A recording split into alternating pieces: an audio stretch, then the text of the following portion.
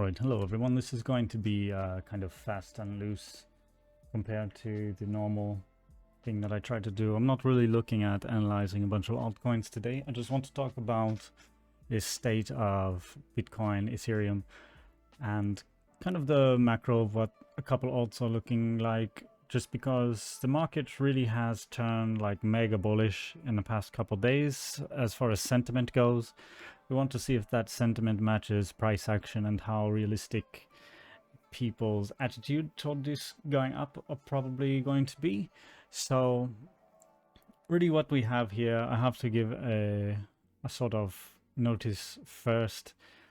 When you're trading Asia session, everyone likes to get mad at Asia session, blame Asia for dumping and all this. But you can see in the bottom right here, UTC 6:30. So for me in Japan, it's the afternoon. It's almost 4 o'clock here. And for us, we only get about 6, maybe 10 hours on a daily candle to make our decisions of how we're going to trade. So we're really trying to see into the future a lot more than if you are in America or Canada or whatever. You can make your daily trade based on candles that have like 20 hours of information on them. We only get like 6, or if you want to stay up really late, 10 hours. So keeping that in mind, there's only 6 hours of information on today's candle so far. It could change a lot, but we got to work with what we've got here. And so far, I can see why people are wanting to be bullish. You have kind of a double bottom coming in, and you've got a lot of green the past couple days. What worries me about this is that in the past, when you got to this block, the one we're in right now, you kind of nuke down into it and there's a lot of buying pressure. A lot of buying pressure. A lot of buying pressure. And now, if you look at recent price action, when we get to this block, lots of setting pressure. Lots of setting pressure. So why is this time going to be different? I don't really think it is. I think that if there were a lot of buying pressure here, a lot of spot buying pressure, we probably would have just shot past. Instead, we get to this block where we've seen setting pressure and setting pressure the past 2 big moves. All of this green being instantly deleted by a giant red candle. And we get all the way up here and we see like a really bad red doji. And today we see like a not very strong green candle. Again, it's only 6 hours into the daily, but 25% into the daily, you know, this day is heading into the halfway point, and this is all we've got out of it. It's not looking great. We don't even have like any kind of decision. We look at yesterday, we didn't get a higher wick, we didn't get a lower wick. We're just kind of moving sideways. And moving sideways in a bear market with bad RSI, under the EMA, under resistance, moving sideways is not what you want to do. You want a big impulse breakout. So I stand by what I said before, that bulls really need to they need to retest this and go up, or just straight go up. I'm looking at this kind of 37 to 38 area for me to really like confirm bullish. I think that moving sideways under this resistance, under EMA, when the bias right now is setting pressure, I think that looks pretty bad. So if we come up to this point that's acting as kind of an interim resistance and we sell again, it would be like our 3rd big sell-off. And I don't think that there's going to just be infinite buying pressure here. You know, especially you see a buying pressure here get just deleted and deleted. And if that's erased again all the way down, maybe at best you get like a little relief. But I think most people, if it goes down to this point again, it's just going to fail. I don't really expect that to hold for a 3rd time. If we look at it a little closer on the 4 hour, you can kind of zoom in here and see like your meme triangles if you really want to. But what I see, you know, if you're looking at the 4 hour, you kind of have this double top situation going, where you had the top of the previous wave, and now we're really stalling out at that same point. If you're a bull, your argument is going to be the bottoms of these wicks. Your argument is going to be that you have this triangle and that those triangles tend to break upward, that you're posting higher lows, that you're ramming into this interim resistance, and that your bias should be upward. And I think that's very valid on a low time frame. And if you are a low time frame trader, I wouldn't think you are stupid or bad or wrong at all for wanting to long this. But what's your target really going to be? I mean, is it safe to try and hold a long past 35 or 35.5? Like right now? Not really. It's not really safe to hold that. So if you're like me and you like your safe entries, you want big longs that you can just hold on to, you're going to be looking more toward the daily. And so far the daily, that level we marked here, you can see nothing really touches that on the daily. It's just a bunch of wicks. So even though the 4 hour makes it look pretty solid, on the daily, it's really not much of anything. So, I mean, we're not even in this area at all. And we haven't been for quite some time. So, if what we're going to see every time we get up here, selling pressure and just small sideways dojis, I think that looks pretty bad. I'm not bullish on this unless, again, you, at a bare minimum, if you want to get like the earliest long possible, you're going to be looking for this 35,000 sort of level, you know, something 35, 35.5. You're going to want this area to break. And ideally, you would get some kind of confirmation, even if it's a very like small break. Otherwise, what you have is the risk of, okay, say we extend our EMA, we extend our RSI a little bit. What you have the risk of, I'm going to delete a couple lines here, is doing exactly what we did before, where you get some people who see like a nice bottom, a nice reversal, and they get mega bullish, and then they get to a resistance, and they just get rugged. So you could have much the same thing here, where you run into a resistance, and you really believe that you're fighting this resistance, and maybe even you break out a bit above that EMA, and that pushes your RSI up, and you think, hey, great, we're in this bullish RSI area, and then it just does the same thing it does here, where it has a reversal, and we continue to make a lower low. So again, if that's the sort of case that we're looking at, and we revisit, again, another dump, I don't think that for a third time this is going to be a significant holding point. I think that that would be what caused it to break. And if that's not the case and we do continue upward, this is more of an interest area to me as a high time frame trader than this. So that's what I would be looking for. Now we can take a look at the weekly as well, and that will take like 2 seconds because the weekly looks really bad. So if we zoom into this weekly a little bit, we can see that basically nothing has happened. For all the little marks we have around here, it's nothing, right? It's only Tuesday. Of course, it's only Tuesday. We have a long time to change this. And I wouldn't be surprised to see this post some green in the next week or the next 2 weeks. Because look how far down we went. Last week was just this huge dump. And a lot of people were interested in buying that weekly spot, which is why we jumped all the way back off of that weekly spot for the second time.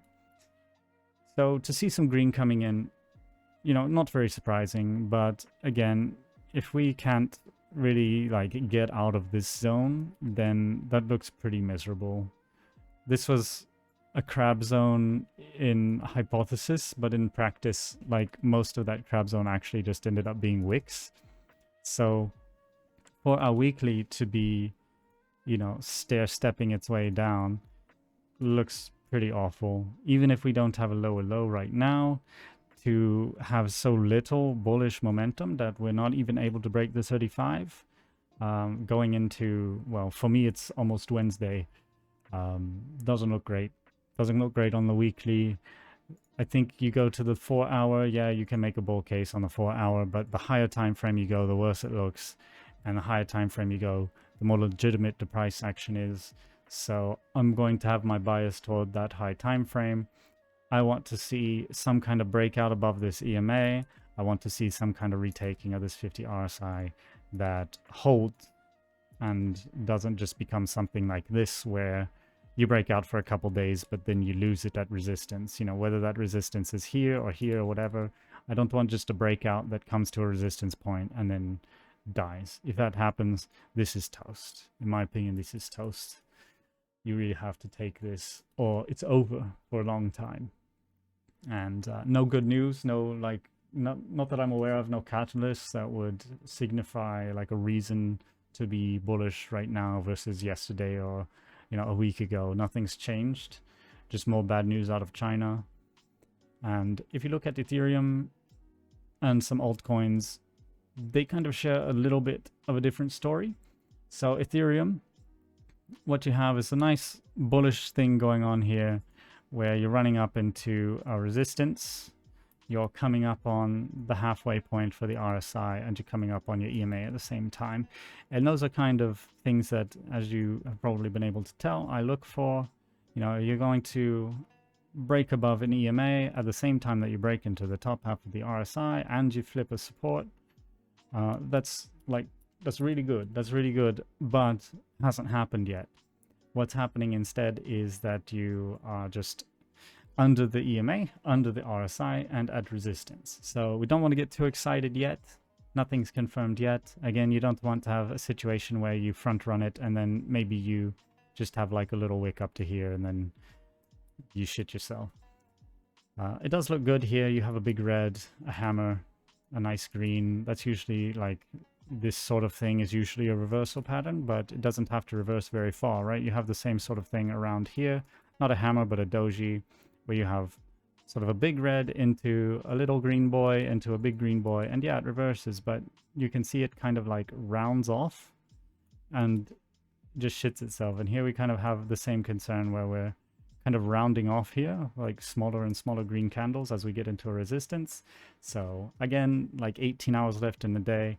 So this could go anywhere, you know, it could end up like a fat red one by the time it closes, but I think it'd probably make a run for at least like around here. It'll probably try to make a wick out. Whether that holds or not, hard to say right now, impossible to say right now. But the weekly, you know, it's not doing much on the weekly. Like, here's that point where we marked just a second ago. You can see that kind of lines up with the past couple closes and opens, but it's not really at any important place.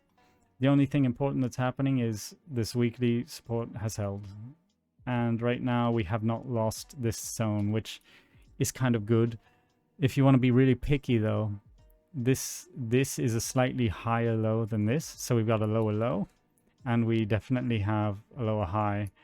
So, you know, unless this wants to really like giga pump into the 3000s, chances are we're not going to beat this in one go. We'll probably get a lower high, and from there, you know, I don't know where we end up, but even if we go to like 2500, we could still just be putting in a lower high on the weekly. So be vigilant, pay attention to the high time frames. If you're a low time frame boy, you're probably like pretty ecstatic because this is just like some up only shit. But you know, there you're getting close to overbought. So where would you be likely to get shut down on a low time frame? Maybe as high as there, maybe somewhere around here. Probably, given where the RSI is going right now, closer to this kind of being spent. And if you're going to come back to your EMA, you probably have some kind of little reset soon. But again, I don't trade that low time frame, so be careful. You know, just it's looking really good right now. Can't lie. You could maybe draw resistance like right where we are. Maybe you want to put one a little higher. It's very subjective, but don't front run too much. You know, wait for, if there is a breakout, some kind of confirmation that it's gonna do this. There's no reason to long here when you could get some kind of breakout and confirmation along the exact same spot, but with the confidence that it's been confirmed as a support. There's no reason to take that risk here when you can do the same thing here with the same entry. And maybe, you know, that's not guaranteed or anything, of course. Maybe you do something like that instead, and then you get really mad because I told you not to enter here, and you just have to wipe your tears with all the money you make up there. That will have to be your consolation. But this kind of happening that's going on with the weekly on ETH, very similar to other altcoins, except they tend to look a bit worse. So, for example, DOT we talked about last time, you're finding sort of this interim weekly support, but you're under the EMA very handily. Your RSI looks bad. You are just testing a weekly resistance and not really pushing into it at all. FTT, kind of the same situation.